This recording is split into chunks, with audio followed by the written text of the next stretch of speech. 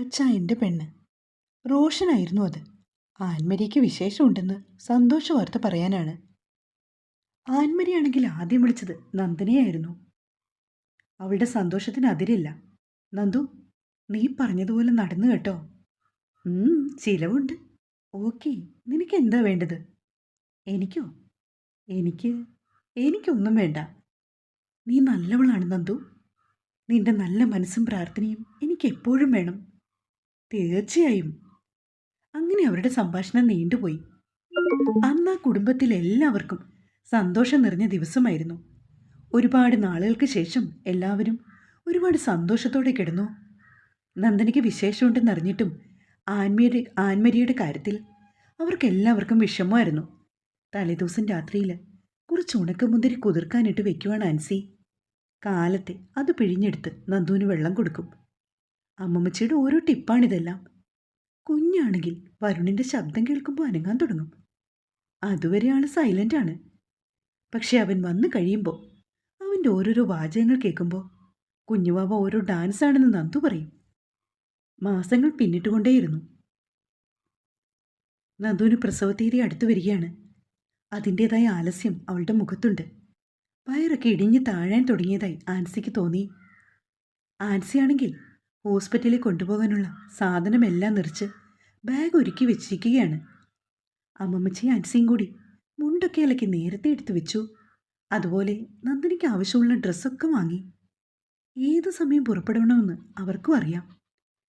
വരുണിനും അതുപോലെ തന്നെ ചെറിയ പേടി തോന്നി. അവനാണെങ്കിൽ എസ്റ്റേറ്റിൽ പോകുമ്പോൾ ഒരു 100 ആവർത്തി അവളെ വിളിക്കും. അവൾ കുഴപ്പമില്ലെന്ന് പറഞ്ഞാൽ അവന് ടെൻഷനാണ്. എന്തൊക്കെയോ സംഭവിക്കാൻ പോകുന്നുവെന്ന് മനസ്സ് മന്ത്രിക്കുന്നതായി അവന് തോന്നി. അവൻ മാതാവിൻ്റെ തിരുരൂപത്തിന് മുന്നിൽ മുട്ടുകുത്തിയിരുന്നു പ്രാർത്ഥിച്ചു. എൻ്റെ നന്ദുവിനെ നീ കാത്തോണേ മാതാവേ. അവൻ മുട്ടിപ്പായി അപേക്ഷിച്ചു. അവന് സമാധാനം ഇല്ലാത്തതുപോലെ തോന്നി. എല്ലാ ഭർത്താക്കന്മാരും ഇങ്ങനാണോ? വല്ലാത്തൊരു സ്ഥിതി തന്നെ. അവനോർത്തു. എല്ലാം ഒന്ന് കഴിഞ്ഞാൽ മതിയെന്ന് അവന് തോന്നി. അവളുടെ നടപ്പ് കാണുമ്പോൾ അവന് സങ്കടം തോന്നും. ഒരു ദിവസം വൈകുന്നേരമായി കാണും. നല്ല മഴയുണ്ടായിരുന്നു. എല്ലാവരും കട്ടൻ ചായയൊക്കെ കുടിച്ചിരിക്കുകയാണ്. വരുണാണെങ്കിൽ അന്ന് നേരത്തെ വന്നിരുന്നു. നന്ദനയാണെങ്കിൽ ഒരു ഗ്ലാസ് ചായ കുടിച്ചിട്ട് റൂമിലിരിക്കുകയാണ്. അവൾക്ക് എന്തോ ഒരു വല്ലാഴിക പോലെ തോന്നി. കുറച്ച് കഴിഞ്ഞതും അവളുടെ ഒരു നിലവിളി കേട്ടു. വരുൺ ആൻസിയും ഓടിച്ചെന്നപ്പോൾ അവൾ തറയിൽ വീണ് ബാത്റൂമിൽ കിടക്കുന്നു. രക്തം വാർന്നു പോയിക്കൊണ്ടിരിക്കുകയാണ്. വരുൺ സമനില തെറ്റിയവനെ പോലെ അവളുടെ മുഖം കയ്യിലെടുത്ത് അലറി വിളിച്ചു. നന്ദനയുടെ മിഴികൾ അടഞ്ഞു പോകുകയാണ്. നന്ദുന്ന് വിളിച്ചവൻ പൊട്ടിക്കരഞ്ഞു. ഹോസ്പിറ്റലിലും ഡോക്ടറും നേഴ്സും ഒക്കെ ആയിട്ട് ആകെ ബഹളമയമാണ് അന്തരീക്ഷം. ആരൊക്കെ അകത്തേക്ക് ഓടുന്നുണ്ട്. കുറച്ച് കഴിഞ്ഞതും ഒരു ഡോക്ടർ ഇറങ്ങി വന്നു. വരുണിൻ്റെ കയ്യിൽ പിടിച്ചു. I am sorry Varun. എല്ലാവരും അവനെ ആശ്വസിപ്പിക്കുന്നുണ്ട്. പാവം വരുൺ. അവൻ്റെ കണ്ണുകൾ നിറഞ്ഞൊഴുകി. നന്ദു, എന്നെ തനിച്ചാക്കി പോവാണോ നന്ദു? വെള്ളത്തുണിയിൽ പൊതിഞ്ഞ തൻ്റെ പ്രിയതമയെ പിടിച്ചവൾ കുലുക്കി. എല്ലാം തകർന്നിരിക്കുകയാണവൻ. തൻ്റെ പൊന്നോമനയെ ഒരു നോക്ക് കാണാനിരുന്ന താനും തൻ്റെ നന്ദുവും അവസാനം തന്നെ ഒറ്റയ്ക്കാക്കിയിട്ടവൾ പോയി. എല്ലാവരും ആശ്വസിപ്പിക്കുന്നുണ്ട് അവനെ. പക്ഷെ അവൻ പൊട്ടിക്കരയുകയാണ്. കണ്ടു നിൽക്കുന്ന ഓരോ മനസ്സും ഏറിനണിയുകയാണ്. എത്രയൊക്കെ ശ്രമിച്ചിട്ടും എല്ലാവരും വിതുമ്പി. ഏലിയമ്മ കരഞ്ഞുകൊണ്ട് ചാടി എഴുന്നേറ്റു. എന്തു പറ്റി? വർഗീസ് തോമസ് എഴുന്നേറ്റ് ലൈറ്റ് ഓൺ ചെയ്തു. നീ എന്താ കിതയ്ക്കുന്നത്? ഞാനൊരു സ്വപ്നം കണ്ടു. അതും പറഞ്ഞവർ പൊട്ടിക്കരഞ്ഞു. എന്ത് സ്വപ്നമാണ് കണ്ടത്? അത് അവർ പിന്നെയും കരഞ്ഞു. നീ കരയാതെ കാര്യം പറയൂ. ഒരു സ്വപ്നം കണ്ടിട്ട് ഇത്രമാത്രം വിഷമിക്കണോടി? അതല്ല അപ്പച്ച, എനിക്ക് ആ സ്വപ്നം. സമയം എത്രയെന്ന് അവർ ക്ലോക്കിൽ നോക്കി. നേരം 2 മണി കഴിഞ്ഞതേ ഉള്ളൂ. നീ വന്ന് കിടക്ക്. ഇല്ല, ഞാൻ ഇപ്പോൾ വരാം. അവർ ഫോൺ തിരയുന്നത് കണ്ടയാൾ. എൻ്റെ ഫോണ് അപ്പുറത്തെവിടെയോ ആണ്. പിറുപിറുത്തുകൊണ്ട് അവർ മുറിവിട്ടിറങ്ങി. എൻ്റെ ഏലിയമ്മേ, നിനക്ക് എന്താ പറ്റിയത്? എനിക്കറിയാൻ മെലഞ്ഞിട്ടാണ്. അയാളും പിറകെ പോയി. അവർ ആരെയോ ഫോൺ എടുത്ത് ധൃതിയിൽ കോൾ ചെയ്തു. ഫോൺ റിങ് ചെയ്യുന്നുണ്ട്, എടുക്കുന്നില്ല. നീ ആരെയാ വിളിക്കുന്നത്? എന്തിരി? അയാൾക്ക് ദേഷ്യം വന്നു. അവരതിന് സമാധാനം പറയാതെ വീണ്ടും ട്രൈ ചെയ്തു. കുറച്ച് സമയം കഴിഞ്ഞതും ആൻസിയുടെ ഹലോ എന്ന ശബ്ദം അവർ കേട്ടു. ഹലോ ആൻസി കുഞ്ഞെ, ഞാൻ ഏലിയാമ്മച്ചിയാണ്, കുറവിലങ്ങാട്ടുനിന്ന്. ആ, എന്താ അമ്മച്ചി ഈ സമയത്ത്? നന്ദനമോൾ എന്തിയേ? അവൾ അവൾ ഉറങ്ങുവാ. എന്നതാ അമ്മച്ചി? കുഞ്ഞെ, ഞാനൊരു സ്വപ്നം കണ്ടു. ഒരു ദുസ്വപ്നം. ഏ, സ്വപ്നമോ? എന്ത് സ്വപ്നം? നമ്മുടെ നന്ദനക്കുഞ്ഞ് ബാത്റൂമിൽ വീണ് കിടക്കുക. അവൾക്ക് എന്തൊക്കെയോ അപകടം സംഭവിക്കുന്നുവെന്ന്. അതും പറഞ്ഞുകൊണ്ട് അവർ കരഞ്ഞു. അയ്യോ അമ്മച്ചി, ഞാനൊന്ന് നോക്കട്ടെ. ആൻസി വേഗം അവരുടെ മുറിയിലേക്ക് പോയി. എനിക്കൊരു സമാധാനമില്ല കുഞ്ഞെ, അതാ ഞാൻ ഇപ്പം തന്നെ വിളിച്ചത്. ഞാൻ നോക്കട്ടെ, അവരെ വിളിക്കാം.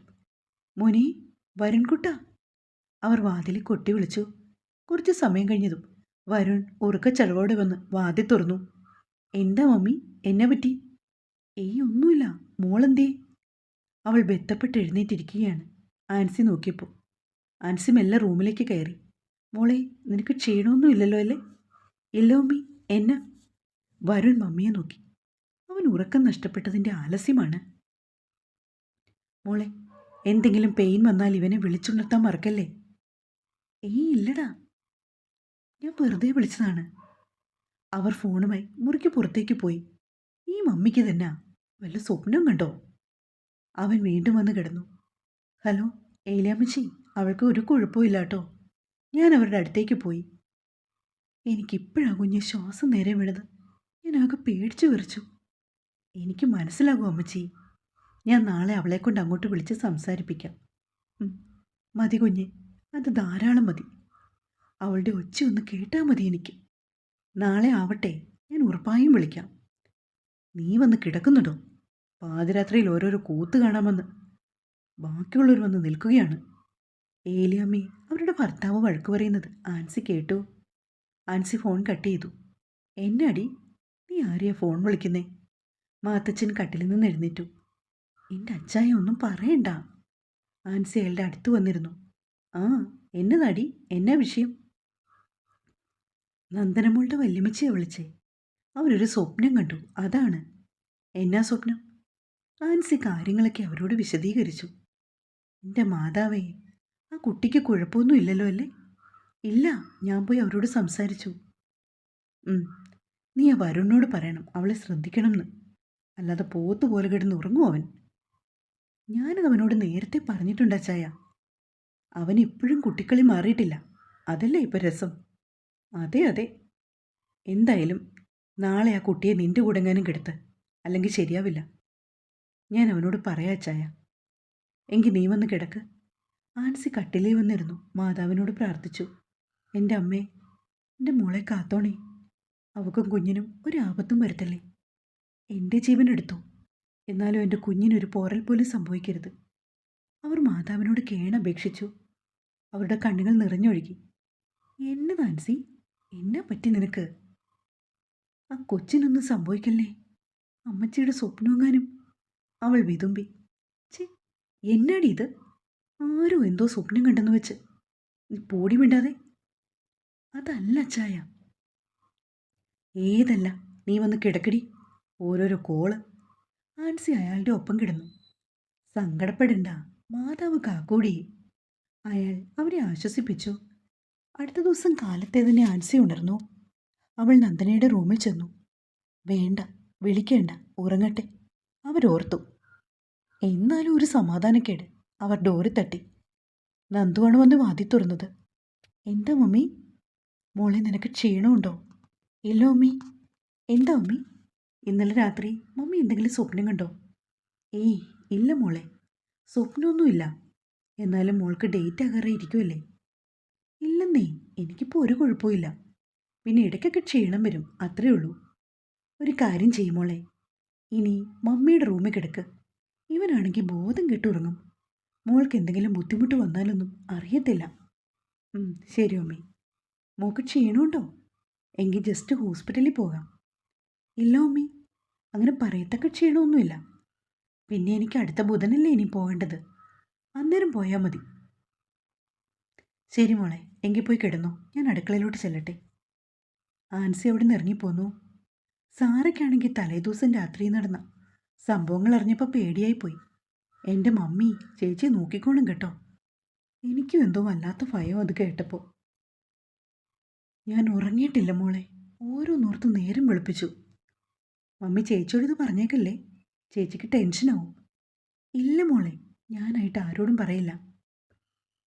കാലത്തെ ബ്രേക്ക്ഫാസ്റ്റ് തയ്യാറാക്കുവാണ് ആൻസി. അപ്പോൾ പുട്ടും കടലയുമാണ് അവരുണ്ടാക്കുന്നത്.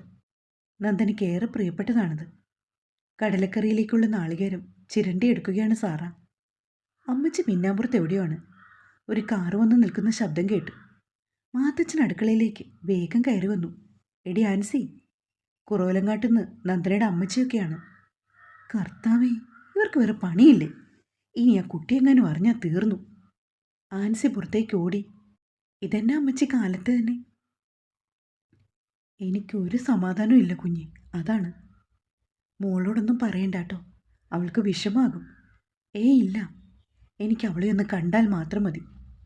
ഏലിയമ്മ ആൻസിയോടൊപ്പം അകത്തേക്ക് കയറി വന്നു.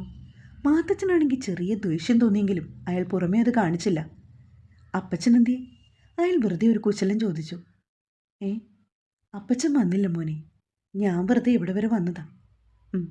ആൻസി, അമ്മച്ചിക്ക് ചായ എടുക്ക്. വരൂ, ഇരിക്കമ്മച്ചി, ചായ എടുക്കാം. വേണ്ട കുഞ്ഞെ, എനിക്ക് പെട്ടെന്ന് പോകണം. ആഹാ, അത് പറയാനാണോ വന്നത്? കൊള്ളാം. അമ്മമ്മച്ചി അങ്ങോട്ട് ചിരിച്ചുകൊണ്ട് വന്നു. ഞാൻ നന്ദനക്കുഞ്ഞിനെ ഒന്ന് കാണാൻ. അതിനെന്നാ, വരൂ, അവൾ റൂമിലുണ്ട്. നന്ദന മോളെ, ഇതാരാണെന്ന് നോക്കി. അമ്മമ്മച്ചി വിളിച്ചു. നന്ദന ഇറങ്ങി വന്നപ്പോൾ ഏലിയമ്മച്ചി. അവരെ കണ്ടതും അവൾക്ക് അത്ര പിടിച്ചില്ല. എന്നാലും അപ്പച്ചനേക്കാൾ ഇഷ്ടം അവൾക്ക് അവരോടാണ്. മോളെ, അവർ വിളിച്ചു. കുഞ്ഞിന് അനക്കമൊക്കെ ഉണ്ടോ? ഉണ്ട്. മോൾക്ക് എന്നാ ഉണ്ട് വിശേഷം? ഒന്നുമില്ല, സുഖമാണ്. നീ വല്ലതും കഴിച്ചോ? ഇല്ല, കഴിക്കാൻ നേരം ആകുന്നതുള്ളൂ. അപ്പോഴേക്കും വരുൺ കുളിയൊക്കെ കഴിഞ്ഞിറങ്ങി വന്നു. ആഹാ, ഇതാരാ, അമ്മച്ചിയോ? എന്താണ് കാലത്തെ തന്നെ ഒരു വിസിറ്റിങ്? ഞാനിവിടെ മാതാവിൻ്റെ പള്ളി വന്നതാ. അപ്പം കയറിയെന്നേ ഉള്ളൂ. വരൂ, വന്നിരിക്കൂ. അവൻ അവരെ മുറിയിലേക്ക് ക്ഷണിച്ചു. അവർ പക്ഷേ കയറിയില്ല. കുറച്ച് സമയം സംസാരിച്ച് നിന്നിട്ട് അവർ വേഗം പോയി. കുറച്ച് സമയം കഴിഞ്ഞ് വരുണും ഇറങ്ങി. പാവമല്ലേ മമ്മി? സാറ് മമ്മിയോട് പതുക്കെ പറഞ്ഞു. അതേടി, പാവം, അവർക്കൊരു സമാധാനം ഇല്ലാതെ ഇറങ്ങി വന്നതാ. പക്ഷെ ചേച്ചിക്ക് ഇപ്പോഴും അവരെ അക്സെപ്റ്റ് ചെയ്യാൻ പറ്റിയിട്ടില്ല. അതെ അതെ, എല്ലാം പതിയെ മാറ്റിയെടുക്കണം. കുഞ്ഞു വന്നു കഴിഞ്ഞ് പറയാം അല്ലേ? അത് മതി. അപ്പം കുറച്ചുകൂടിയൊക്കെ വാശി കുറയും. എന്നതാടി ഇവിടെ ഒരു ചർച്ച? ഒന്നുമില്ല അമ്മമ്മച്ചി. ആ വല്യമ്മച്ചിക്ക് പാവം കാലത്തെ വന്ന കാര്യം പറയുമായിരുന്നു ഞങ്ങൾ. അവർക്ക് ആ നന്ദനെ വലിയ കാര്യാടി, അതാ. സംശയമുണ്ടോ? അവരുടെ മകൻ്റെ മകളല്ലയോ? ആ അപ്പച്ചനായിരുന്നു അടുപ്പിക്കാഞ്ഞത്.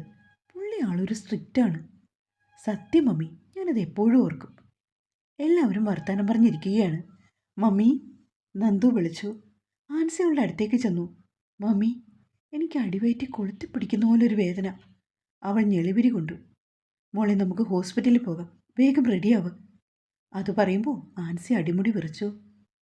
സാറാ, വേഗം തന്നെ അരുണിനെ വിളിക്ക്. അവൻ കോൾ അറ്റൻഡ് ചെയ്തു. ഹലോ, എന്നാടി?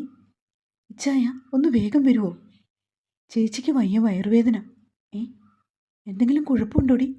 ഇല്ല ഇച്ചായ, ഇച്ചായനൊന്ന് വേഗം വന്നാൽ മതി. എടി, ഞാനിപ്പോൾ ഫർണിങ്ങാനത്താണ്. നമ്മുടെ ഡെന്നീസിനെ കൂട്ടി നിങ്ങൾ വേഗം ഇങ്ങോട്ട് വാ. ഞാൻ അവിടെ വന്നിട്ട് വരുമ്പോൾ സമയം പോകും. അത് ശരിയാ. ഇച്ചായൻ ചേട്ടനോടൊന്ന് വിളിച്ചു പറയാമോ ഇങ്ങോട്ട് വരാൻ? ഞാൻ ഇപ്പം തന്നെ വിളിച്ചു പറയാം. നിങ്ങളെല്ലാവരും ഇറങ്ങിക്കോ. ഓക്കെ ഇച്ചായ. അവൾ കോഡ് കട്ട് ചെയ്തു.